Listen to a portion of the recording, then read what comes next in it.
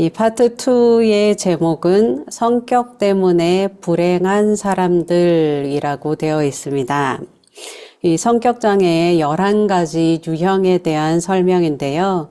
이 134페이지를 보면 주차장 그림이 나옵니다. 여기에 세워져 있는 다양한 차들이 성격장애의 특성을 보여준다고 합니다.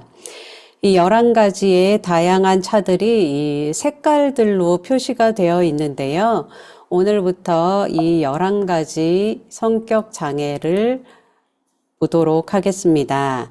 이 11가지는 이 편집증적 성격장애, 자기애적 성격장애, 그리고 의존 성격장애, 수동공격성 성격장애, 경계선 성격장애, 반사회적 성격장애, 연극적 성격장애, 강박적 성격장애, 회피성 성격장애, 정신분열성 성격장애, 정신분열형 성격장애인데요. 이 외에도 여러 가지 성격장애들이 더 있지만 아마 대표적인 것으로 11가지만 뽑아서 살펴보려고 하는 것 같습니다. 많이 들어본 말들도 있고 또 어떤 거는 이름만 들어도 뭔지 느낌이 오는 것도 있고 상상이 안 되는 그런 이름을 가진 장애들도 있는데요. 오늘부터 3가지 정도씩 살펴보도록 하겠습니다. 그 첫 번째가 편집증적 성격입니다. 바로 옆 그림의 편집증적 성격은 무의식에 의심이 많은 아이가 살고 있어요 라고 되어 있습니다. 또 책의 편집증적 성격장애 위에 빨간 글씨로 당신 내가 운전 중인 거 알고 전화했지? 라고 되어 있는데요. 이건 자기가 운전하며 통화하다가 교통사고를 내놓고서는 전화 통화한 상대방에게 당신 내가 운전 중인 거 알고 일부러 전화했지? 라고 상대의 탓을 하는 상황을 가리킵니다. 이 앞선 이 주차장 그림에서 이 1번 차가 편집증적 성격 장애를 보여줍니다. 이 1번 차는 자기가 차를 삐뚤게 잘못 주차해 놓고 앞에 있는 흰 차를 향해 왜 이렇게 차를 이상하게 주차해서 나를 힘들게 하냐고 비난합니다. 이 편집증적 성격의 특징은 의심을 잘하고 오해를 잘하고 투사를 잘한다는 것입니다. 왜냐하면 편집증적 성격의 사람들은 자기 고통의 근원이 자신의 바깥, 즉 외부에 있다고 보기 때문입니다. 이들은 자기 안에 있는 분노, 원한, 복수심과 같은 감정과 씨름하면서 동시에 강렬한 두려움 때문에도 고통당합니다. 다른 사람으로부터 해를 당할 수 있다는 두려움 속에서 살기 때문에 극도의 경계심을 가지고 의심하면서 상대의 모든 행동과 상호작용을 감시하고 다른 사람이 어떤 의도가 없었을지라도 오해하고 맙니다. 이 편집증적 성격의 사람들은 무의식 속에 죄책감에 심하게 짓눌려 있는데요. 이 사람들이 자신을 진짜로 알게 되면 충격을 받고 자신을 거부하거나 처벌할 것이라는 공포 속에 살아갑니다. 그래서 이런 굴욕을 당하지 않기 위해서 늘 경계태세를 취하고 자기 내부에 있는 벌받을 것 같다는 느낌을 외부에 있는 위협으로 변형시켜서 투사합니다. 그래서 외부에 있는 타인의 악의를 식별하기 위해서 끊임없이 노력하게 됩니다. 이 편집증적 성격인 사람들이 가장 많이 쓰는 방어 기전이 투사인데요. 이 앞에서 방어 기전에 대해 나눌 때 보았던 투사의 방어 기전은 자기 자신의 내부에 있는 열등감이나 문제적 충동 또는 욕망들을 외부에 있는 것으로 탈바꿈시켜서 자기 자신에게는 그런 문제가 없는 것처럼 여기게 만드는 방어 기전이라고 알려드렸습니다. 이 편집증적 성격의 사람은 여기서 더 나아가서 이 투사적 동일시를 하게 되는데요. 이 투사적 동일시는 자기 생각을 다른 사람에게 전가해서 그렇게 여기는 것으로 끝나는 것이 아니라 상대가 실제로 그런 느낌을 갖거나 그런 행동을 하게 유발하는 것을 말합니다.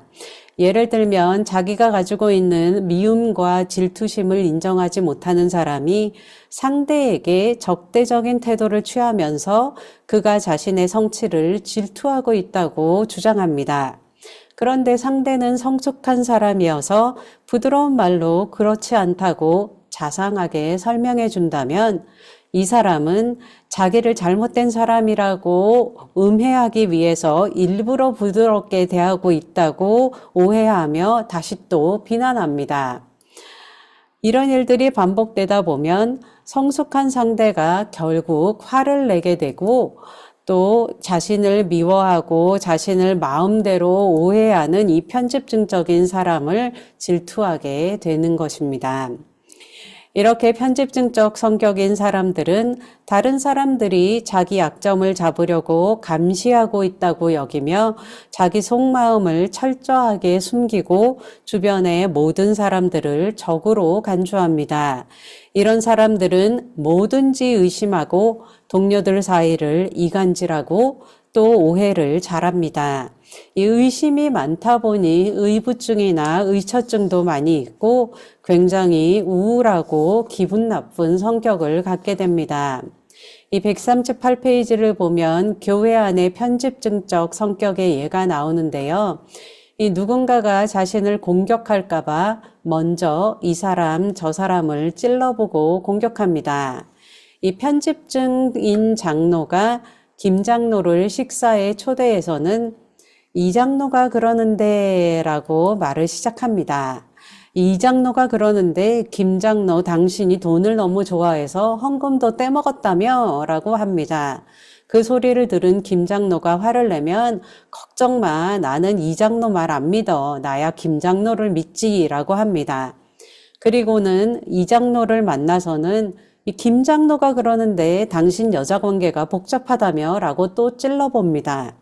그리고 이 장로가 화를 내면 걱정 마, 난 김 장로 말 안 믿어, 나야 이 장로를 믿지 라고 합니다. 결국 김 장로와 이 장로는 원수지간이 되고 서로의 시시콜콜한 면들까지 편집증 장로에게 고해바치게 됩니다. 이 당회는 이렇게 분열되고 편집증 장로를 공격할 겨를이 없어지고 이 편집증 장로는 자기가 의심하는 이 사람 저 사람의 정보를 파악하게 되니 일석이조입니다. 이런 일들이 실제로 교회 안에서 종종 일어나는데요. 이 성숙한 사람들이라면 당사자들이 서로 대면해서 오해를 풀고 편집증 장로의 실체를 파악하고 중보기도 하면서 품을 수 있겠지만 이렇게 성숙하지 못한 사람들이라면 편집증 장로의 손에 놀아나게 되는 것입니다. 이런 편집증적 성격의 사람들은 이 영적으로도 하나님의 사랑이 믿어지지 않고 뭔가 다른 게 있을 거라 의심합니다. 이런 사람들이 정말 하나님을 만나 하나님의 사랑을 경험하고 알게 된다면 자신이 가지고 있는 편집증적 성격도 조금씩 나아질 수 있습니다. 이 하나님과의 관계를 통해 기본적인 신뢰가 쌓이기 때문입니다. 이 사회적으로 성공한 사람들 중에서도 편집증적인 성격을 가진 사람들이 많이 있을 수 있는데요. 이 어려서부터 자신이 적에게 포위되어 있다고 생각하며 살아왔기 때문에 살아남기 위해 필사적이어서 세상적으로는 성공했다고 할 수 있겠지만 자신의 삶은 불행할 수밖에 없습니다. 이 정치가나 독재자들 중에 이런 성격이 많다고 합니다.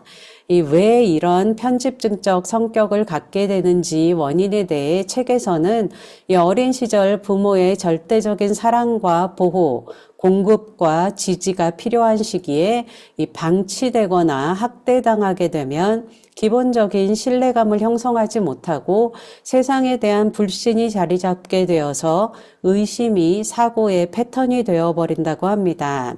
이 에릭슨의 성격 발달 이론에도 1세 이하의 영아가 제대로 된 사랑과 보호를 받지 못하면 신뢰가 아닌 불신이 자리 잡게 된다고 알려드렸었는데요.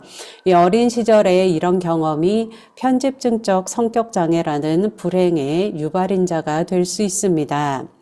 이 어린 시절에 이런 경험을 가졌다 하더라도 모든 사람이 편집증적 성격이 되는 것은 아니니 일반화하지는 않으셨으면 좋겠습니다.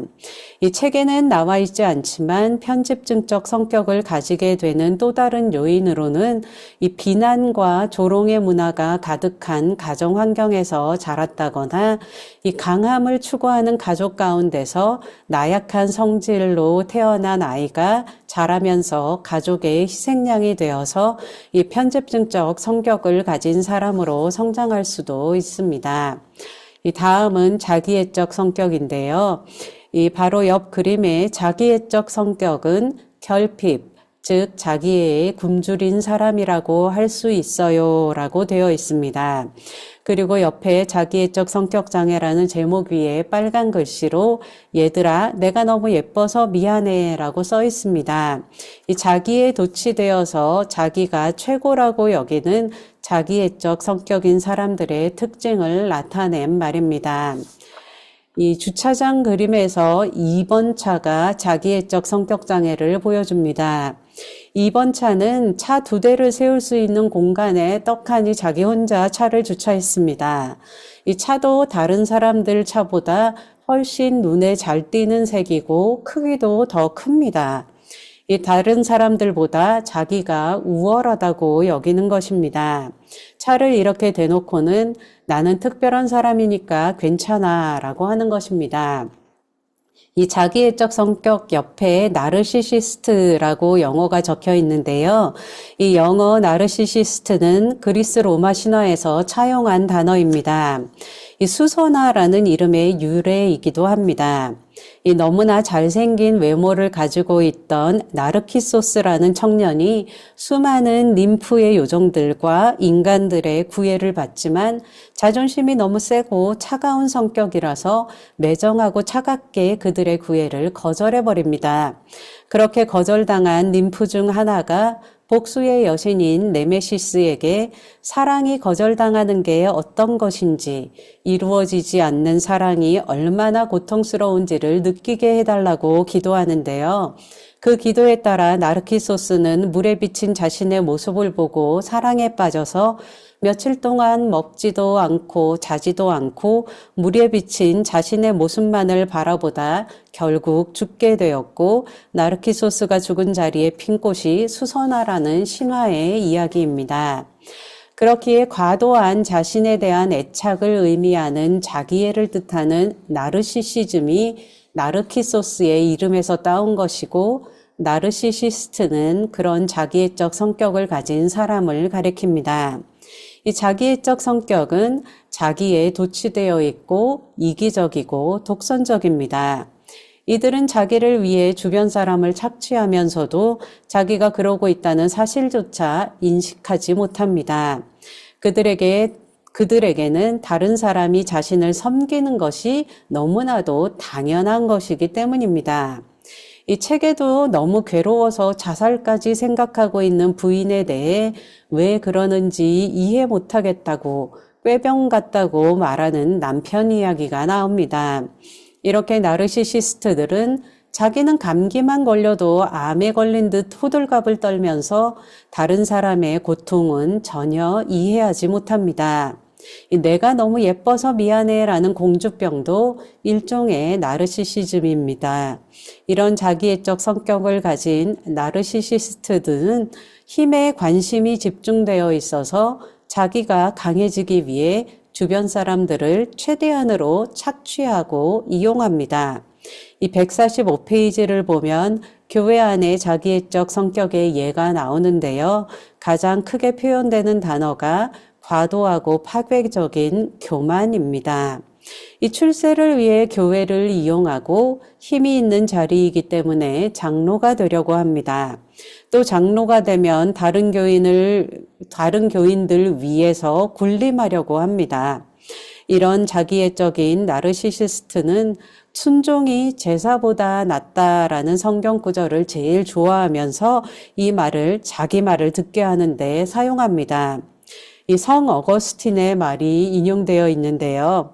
이 선한 사람은 세상의 물질을 사용해 하나님을 기쁘게 하지만 악한 사람은 하나님을 이용해 자기를 즐겁게 한다. 이 나르시시스트가 여기에 나오는 악한 사람의 표상입니다. 이 나르시시스트들은 완전한 인간으로 오셔서 우리의 생사화복을 다 경험하시고 우리의 아픔을 누구보다도 공감하시는 예수님에 대해서도 성경의 가르침과는 다르게 그분이 고민도 없고 스트레스도 없고 땀 흘리고 수고할 필요도 없는 분이라고 주장합니다. 이런 주장은 고대의 이단 영지주의자들이 했던 주장인데요. 이 나르시시스트들은 예수님이 이런 예외적인 존재였던 것처럼 자기도 아주 예외적인 특별한 존재라고 여기며 심한 경우에는 이단 종파의 교주가 되기도 합니다. 이 마태복음 20장 28절에서 인자가 온 것은 섬김을 받으려 함이 아니라 도리어 섬기려 하고 자기 목숨을 많은 사람의 대속물로 주려 함이니라고 쓰여 있는 것처럼 이 섬기는 왕으로 오신 예수님을 따라가지 못하는 나르시시스트들은 사람을 지배하고 이용하려고만 하기에 영적으로도 성장할 수 없습니다. 이런 나르시시스트들은 평소에 미움을 받고 진정한 친구도 없기 때문에 어려움을 당하고 슬픔을 당할 때 위로해주는 사람이 없습니다. 이럴 때 성숙한 신앙인들이 진심으로 위로하고 도와준다면 이들도 자신을 돌아보고 내면을 바라볼 기회가 생길 수 있습니다. 우리가 원수되었을 때에 자기 생명을 내어주신 예수님의 사랑을 기억하며 우리 또한 이런 사람이 주변에 있을지라도 그들을 위해서 기도하고 또 사랑하는 마음을 잃지 않기를 축복합니다. 그렇다고 해서 이런 사람들에게 이용당하고 착취당하라는 말은 아니기 때문에 잘 분별해서 지혜롭게 행하실 수 있기를 축복합니다. 147페이지 하단부터는 이런 나르시시스트가 치유된 예가 나오는데요. 높은 자리에서 권력을 쥐고 정적을 무참히 짓밟았던 오만한 나르시시스트인 미국의 정치가 찰스 콜슨의 이야기입니다.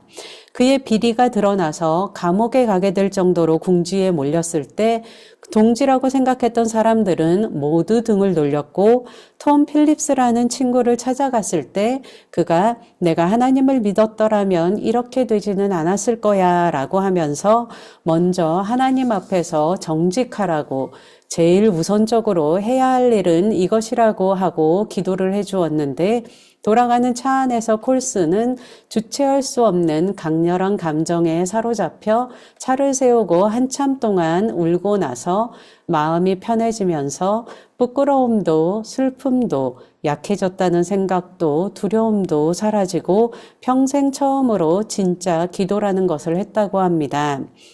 어떻게 당신을 만나는지 모르지만 당신을 찾겠습니다. 지금은 실패해서 보잘것없어졌지만 그래도 나는 나를 당신께 드리고 싶습니다. 라고 기도했을 때 생애 처음으로 자신이 결코 혼자가 아니며 누군가 나와 함께 계시다고 느꼈다고 합니다. 그리고 콜스는 자만의 탈을 벗고 자신만 믿던 사람이 하나님을 믿게 되었고 세상 누구의 가르침도 필요 없다고 느꼈던 그가 하나님께 배우려는 마음을 갖게 되었다고 합니다. 이렇게 하나님을 받아들이고 관계를 맺기 시작하면서 다른 사람도 받아들일 수 있게 되고 다른 사람에게 배울 수 있는 사람이 되었다고 합니다. 이 왜 자기애적 성격을 갖게 되는지에 대해서는 책에서는 어린 시절 모든 사람이 자기가 세상에서 제일 예쁘고 소중하다고 생각하고 모든 사람이 자기를 좋아한다고 믿는데 이것은 건강한 자기애라고 합니다. 이 건강한 자기애는 자라면서 다 그렇지는 않다는 현실을 만나게 되고 현실적인 자존감으로 변화하고 성장하게 되는데요. 그런데 어린 시절 아이가 건강한 자기애를 누리지 못하고 아무도 나 같은 것에게는 관심이 없어 라는 느낌을 갖게 되면 자기애에 결핍이 생기게 됩니다. 이런 사람은 자기애에 굶주릴 수밖에 될 수밖에 없겠는데요. 책에 나오지는 않지만 다른 원인으로는 끊임없이 평가를 일삼는 가정의 분위기 가운데서 자란 아이들을 들 수 있습니다. 이런 가정은 존재가 아니라 아이의 성취로 아이의 자존감을 형성하기 때문에 건강한 자기애를 가질 수 없습니다.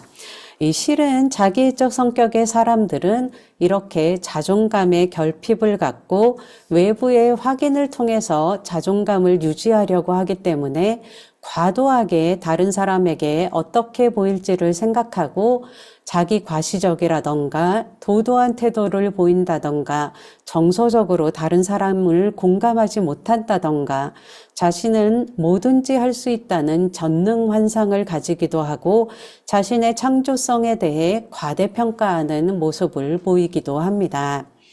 다른 사람에 대해서도 과도하게 이상화하거나 평가절하하는 경향을 보이는데요. 엄청나게 대단한 이 사람과 나는 이런 관계야 라는 형태로 자신의 자존감을 굳건하게 하는 것입니다. 이렇게 과도하게 이상화하다가 조금이라도 결점이나 자신의 생각과는 다른 모습이 보이면 가차없이 평가절하하며 배신자, 위선자의 꼬리표를 달기도 합니다.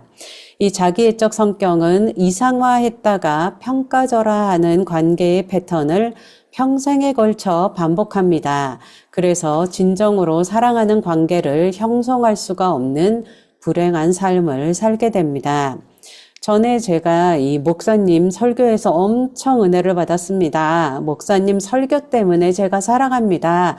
라고 인사하는 성도가 있다면 일단 조심해야 한다고 교수님이 농담처럼 이야기했다고 했었는데요.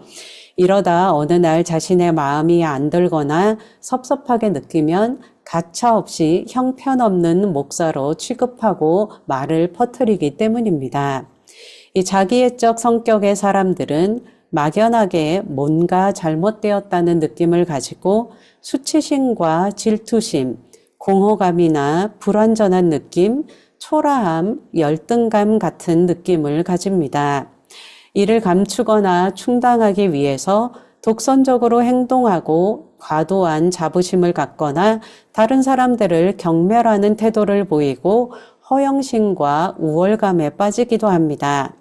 이들에게는 그만하면 괜찮아, 그 정도면 됐어, 이 영어로 표현하자면 good enough라는 느낌이 없습니다. 관계에 있어서도 이 진심 어린 사과와 마음에서 우러나는 감사 표현을 피하거나 별것 아닌 것으로 치부해버려서 관계가 피폐해질 수밖에 없는데요. 이 겉으로 보기에는 그 사람이 자기 멋대로 하고 싶은 대로 살아가는 것처럼 보이지만 실제 내면은 위축되어 있고 피폐한데 그것을 자신이 인식조차 하지 못하는 경우가 많이 있습니다. 이 일반적인 사람들도 정체감과 자존감을 뒤흔드는 조건에 처하게 되면 평소와는 달리 거만하게 남을 얕잡아 보거나 혹은 공허해하고 다른 사람을 이상화하기도 하는데요. 그렇기 때문에 잠깐의 모습만 보고 다른 사람들을 판단해서는 안 될 것입니다. 다음은 의존 성격 장애입니다.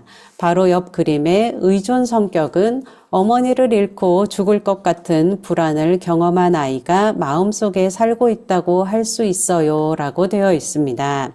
그리고 옆에 의존 성격 장애라는 제목 위에 빨간 글씨로 당신 말이 다 맞아요 라고 써 있습니다.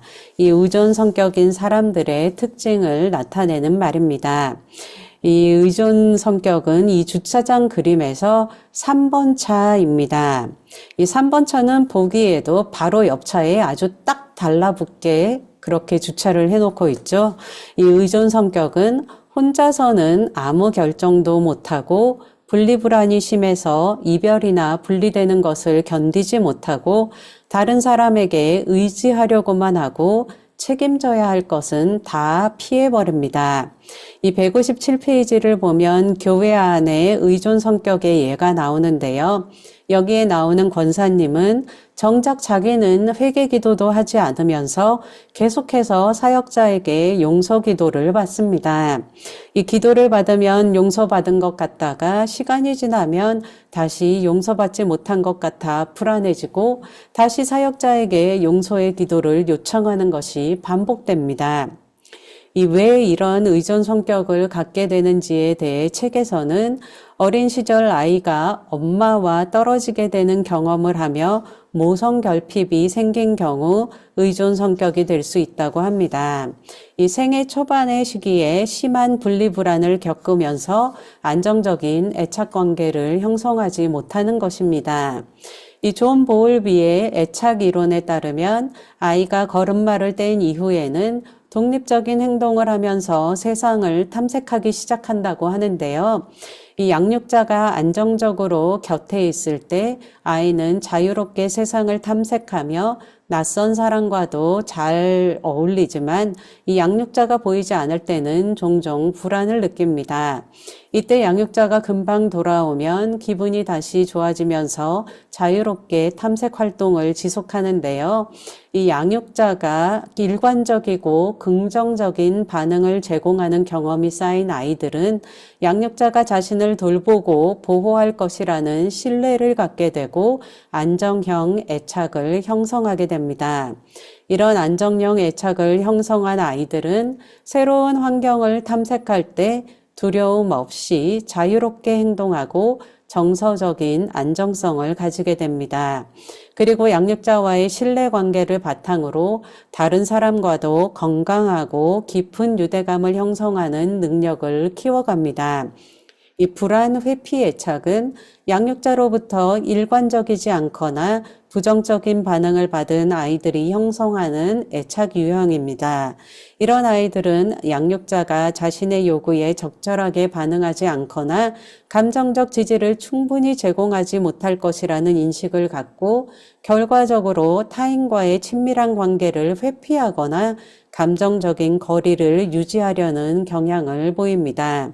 정서적으로도 억제하는 경향이 강하고 다른 사람과 깊은 유대감을 형성하는 데 어려움을 겪으며 다른 사람에게 의존하는 것을 두려워하고 관계에 거리를 두려는 경향이 강하게 됩니다. 이런 사람들은 스트레스를 받을 때 혼자 해결하려는 경향이 있고 도움을 청하는 것을 꺼리거나 무력감을 느끼는 경우가 많이 있습니다. 이 불안, 양가 애착은 마찬가지로 양육자로부터 비일관적인 반응을 경험한 아이들이 형성하는 애착 유형인데요. 이런 아이들은 양육자가 어떤 때는 적절하게 반응하지만 다른 순간에는 그렇지 않은 경험을 반복하면서 혼란을 느끼고 예측할 수 없는 것 때문에 강한 불안감을 갖게 됩니다. 그래서 양육자에게 과도하게 매달리거나 의존하는 모습을 보이는데요. 이 성인이 되었을 때도 관계에서 과도한 의존성을 보이거나 상대방의 반응에 극도로 민감하게 반응하는 경향을 보입니다. 이런 사람들은 관계에서 안정감을 얻지 못하고 상대방이 자신을 충분하게 사랑하지 않는다거나 떠날 것이라는 불안에 시달리면서 관계에 지나치게 매달리게 됩니다. 이 책의 예에 나와 있는 유수의 대학을 졸업한 전문직 여성 제이의 사례와 같습니다. 이 책에는 설명되지 않았지만 다른 원인으로는 아이가 어떤 일을 독자적으로 하려고 시도할 때마다 양육자가 처벌을 가할 경우입니다. 이 아이가 혼자서 뭔가를 할 때, 예를 들어서 물건을 옮긴다거나 할 때 이 불안의 정도가 심한 양육자의 경우는 아이가 다칠까봐, 또 다른 형태의 양육자는 집안이 어질러지는 것이 싫어서 아이를 혼낼 수 있습니다.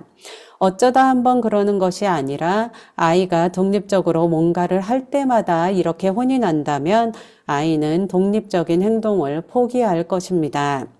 또는 아이의 자율적인 행동이 양육자와의 밀착 관계에 손상을 가져올 수 있다는 것을 아이에게 주입하는 경우입니다.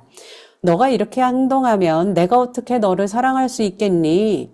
너 이렇게 하면 내가 너를 예뻐할 수가 없잖아. 라는 식으로 반응하는 것을 말합니다. 이런 경우에도 아이는 양육자와의 밀착 관계를 유지하기 위해 양육자가 시키는 것만, 요구하는 것만을 하게 될 것입니다. 이렇게 다양한 원인이 추측되고 있지만 명확하게 뭐가 원인이라고 규명된 것은 없습니다.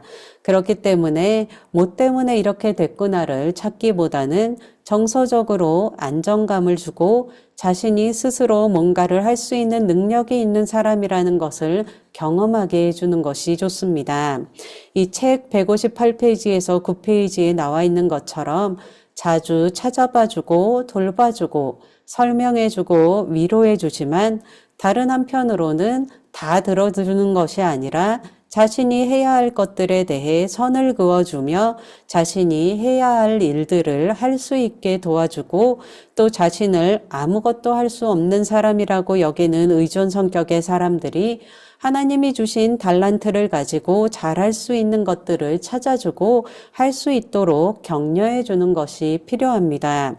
이렇게 자신이 뭔가를 할 수 있다는 경험이 쌓이고 자기가 결정하고 행동해도 문제가 없다는 경험이 쌓이고 또 자기의 주변에 변함없이 지지해주는 사람이 있다는 경험을 할 때 의존 성격의 사람들이 보다 독립적이고 안정적인 사람으로 성장할 수 있을 것입니다.